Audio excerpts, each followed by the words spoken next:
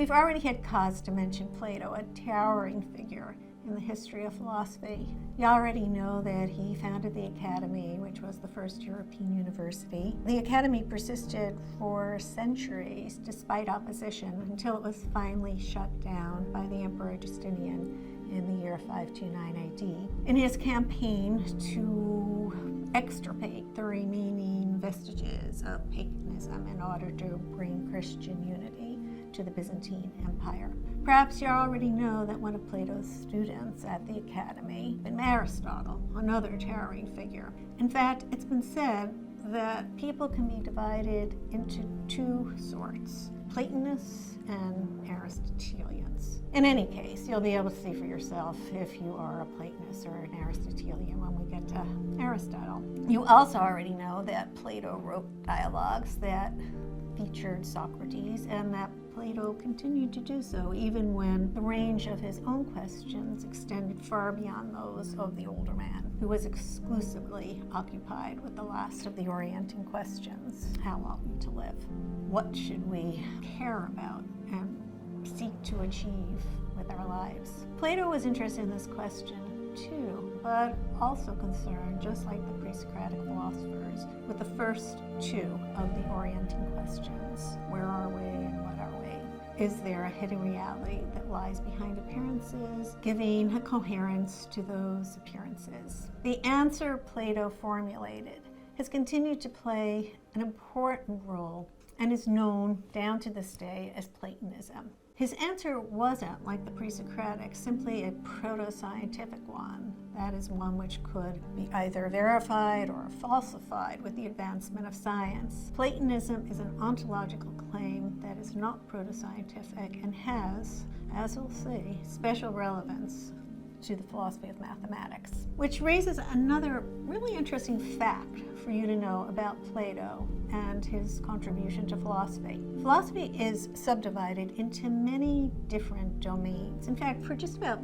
every area of human concern and human inquiry, there's a corresponding philosophy of that area devoted to analyzing the central concepts, presuppositions, and modes of reasoning. So, for example, there is philosophy of mathematics, philosophy of logic, philosophy of science, philosophy of psychology, philosophy of history, philosophy of language, philosophy of religion, philosophy of art, philosophy of education. I'm probably leaving something out. An extraordinary fact about Plato is that he mapped out this whole vast landscape of philosophy for so many of the constituent domains, zeroing in on the definitive questions of each domain, as if he had raised up all by himself the legendary continent of Atlantis, which is an apt metaphor since the first known reference to Atlantis came to us by way of Plato. And in the case of philosophy of mathematics, Plato not only formulated its definitive question, but also proposed one of the persisting responses to that definitive question, namely Platonism. Although Plato ranged philosophically so much further than Socrates, he maintained throughout Socrates' single-minded normative preoccupation. Like Socrates, he saw the great normative challenge to us as stemming from our hyperactive little egos that we permit too much authority in shaping our view of the world, our personal views of reality, which therefore can help but be both internally inconsistent and mutually dissonant with each other, so that so many of our interactions are regarded by us as zero-sum. I win to the extent that you lose. We live in a small, cramped space where the one thing whose reality we most feel, we're most impressed with, is the reality of our own self. Plato's hope in presenting us with an entirely different view of reality, a quite impersonal vision of reality, and one which is artistry, for he was not only a great philosopher, but a great literary artist, endows with a certain inspiring beauty. His hope was to draw us out of this cramped, dark space into the light of a jointly shared reality. His ontology was meant to serve, ultimately, a normative purpose. And in this way, though he ranged so far from Socrates, he also kept him close. Platonism consists in the assertion of the existence of abstract entities. Okay, fine, but what are abstract entities?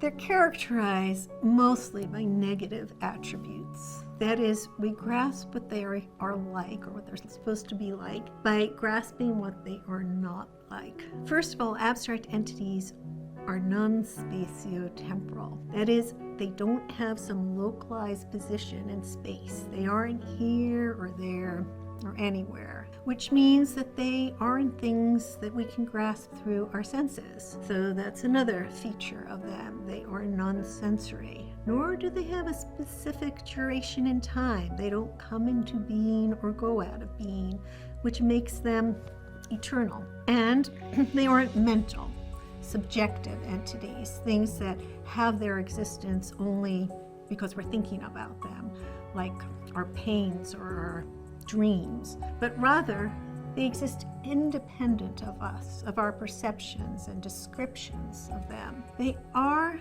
in some sense, out there, although that out there isn't spatio-temporal. An example of abstract entities are, according to Plato, universals or properties. So, for example, consider the property red. There are red apples, red roses, red flags. And what these different particular things all have in common is redness, a property. A word like red has a reference, according to Platonists. It's in a sense a name, just as the name Socrates has a reference, or at least once did, while Socrates still lived. Red refers to an abstract entity. And because there is such an abstract entity, we can assert obvious truths about red, such as that red is a color. Now, no matter what you think about Plato's position as regards such words as red, he is presenting what has remained a genuine philosophical problem regarding the ontological status of universals, a problem in the philosophy of language. What are universals? There are other responses that have been formulated to the problem of universals. We'll look at another response when we consider Aristotle, who rejected Plato's response to the problem, though he didn't reject the problem itself. He believed it called for a response. The Platonic response to this problem is to reify, assert the existence of an additional ontological category, abstract entities. And in fact, Plato went further. He believed that the hidden reality beyond appearances, yielding coherence to that confusing flux, consists entirely of abstract entities and their logical relationships. The structure of reality is entirely constituted of abstract entities, an eternal and unchanging reality. This is full-fledged, maximally robust Platonism, and there remain adherents of this view, some of them physicists, as a matter of fact. But you needn't go the whole distance in order to be a Platonist, just so long as you do believe that among the ontological furniture of reality are abstract entities, you qualify as a Platonist. So here are some other possible examples of abstract entities that various philosophers have argued for. Propositions. What's a proposition? That too has to do with the philosophy of language and also the philosophy of logic. So suppose I utter the following 3 sentences. Snow is white, das Schnee ist weiß, la neige est blanche. Okay, those were 3 very different sentences, one spoken in English, one in German, and one in my very poor French. But they all said the same thing, and that thing that they all had in common is the proposition, the meaning of those 3 uttered sentences. The spoken sentences were physical things, certain ordered disturbances of the airwaves, or I could have written them out, in which case they would have been different ordered sequence of marks, or pixels if I wrote them on a computer. But the proposition that allows us to say that all these sentences, whether spoken or written, mean the same thing isn't identical with any specific